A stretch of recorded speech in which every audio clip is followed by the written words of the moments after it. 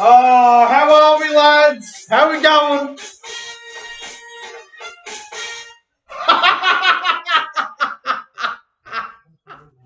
Did you see it? The Gold Coast Titans got absolutely thrashed. They led 24-8 at halftime, and they got absolutely smoked in the second half. And thank you to the Manly Warringah Seagulls. They won very well. I won some big money tonight, about $500, so I cannot complain. I am in a very, very good mood.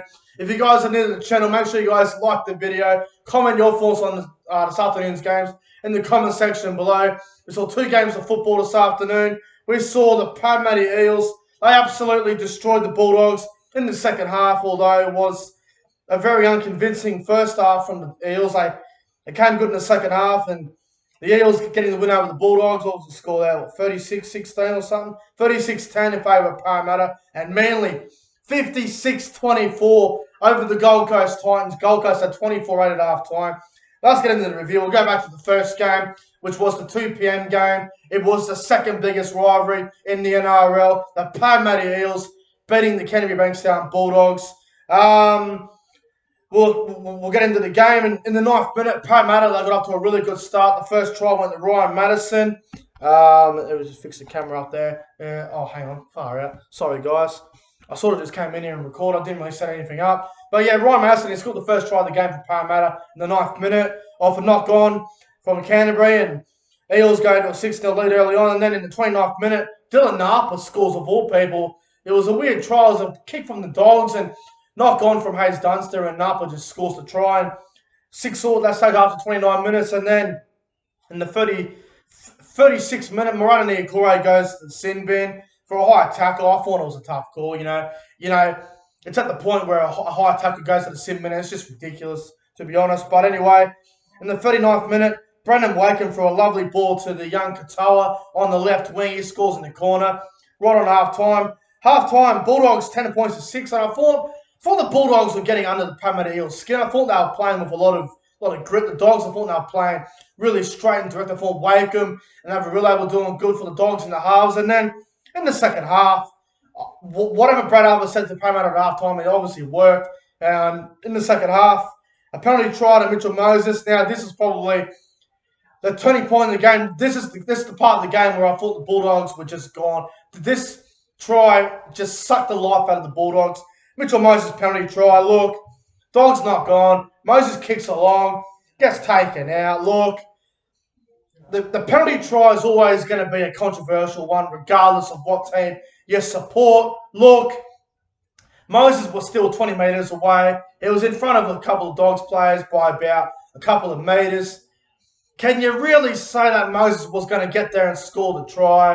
I thought it was a tough call. Me personally, I wouldn't have given a penalty try. I would have just gave a professional foul and a tap and go, 13-12 for the Eels. But no, penalty try is what it was. Eels go into a 12-10 lead. And then I think this try pretty much sealed the deal. In the 51st minute, Sean Lane, he runs onto a short ball from Nathan Brown. He puts a dummy on Nick Meaney, and he scores. The Eels convert, 18-10 Parramatta. Bulldogs are gone, and, you know, if there was any hope for the Bulldogs here, they would have to take a risk. And then Luke Thompson goes to the sin bin for a late shot on Dylan Brown. I mean, again, wasn't really a late shot. There wasn't a whole lot in it. So, again, another sin bin that probably shouldn't have happened, but the referee lost the plot, and Thompson goes for 10 in the bin. Dogs are pretty much out in the feet at this stage. They're gone. They've had their 50 minutes of fame, and now the Eels are going to suck the life out of them. And they did that with a try to Regan Campbell-Gillard, and then 24-10 Parramatta at that stage.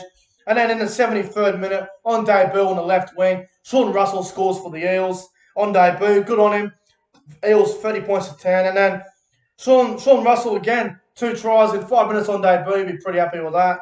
And he collects a double. And full time, Parramatta 36, Canterbury 10. Look, it is a rivalry game. The Bulldogs were in the game for a while, but like I said, once the penalty try was given to Mitchell Moses, and, you know, once Luke Thompson went for 10 in the bin, the Dogs had nothing left in them. They were gone. But I've got to say, you know, for a rivalry game, this game probably should have been a closer game. I think 36-10 probably doesn't reflect on how the game was played. I think 24-10 or 28-10 would have been a fair enough scoreline, but 36-10 just doesn't seem right. But, a team like Parramatta, who are probably a top 4 side, top 4, top 6 team in the competition, they're always going to get the job done. But I thought the Bulldogs showed some good effort for a while there, but obviously not long enough. Now we'll go to some of the players who played well for Parramatta. I thought Clint Galveston was decent, nothing amazing, but I thought he did a good job. Sean Russell on debut was good. Wagga Blake had a fair game. Opacek was crap as always. I thought Dylan Brown and Moses were quite good in the halves for the Eels. Campbell Gillard and Paulo were good. Isaiah Papali'i was absolutely dominant. He was outstanding. Nathan Brown was good. I thought Sean Lane had a good game as well. Madison was good. I thought Murata Niokore was good for the Parramatta Eels as well, but far too good for the Bulldogs. For the Dogs, what's his name? I thought Josh Jackson tried really hard for the Bulldogs out there today. Wakeham and Averillo had good moments, but obviously not good enough. And the Dogs, just not good enough today. The Eels, too good for the Dogs. 36 points to 10.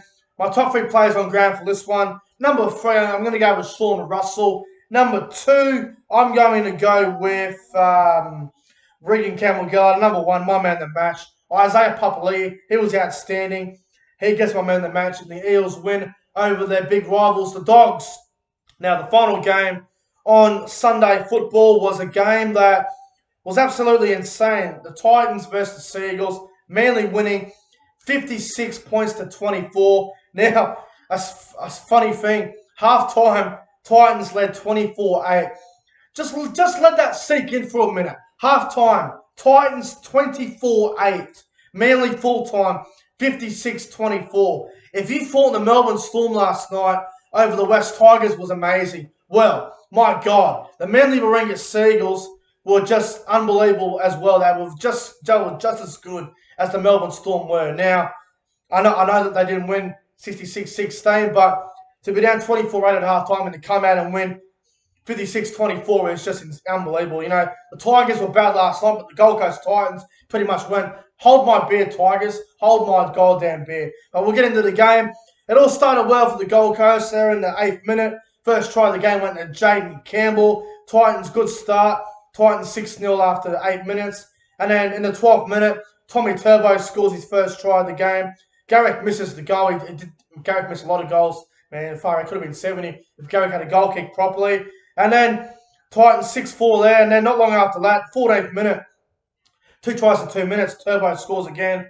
Manly 8-6. And then Greg Marzu scores for the Gold Coast. Gold Coast 10-8 after 20 minutes.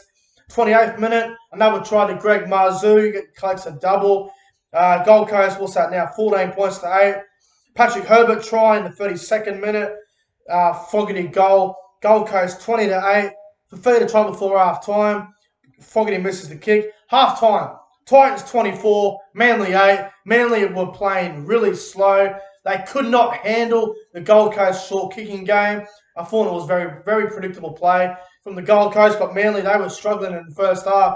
And in the second half, Manly just absolutely exploded. The first try in the second half goes to Jason Saab.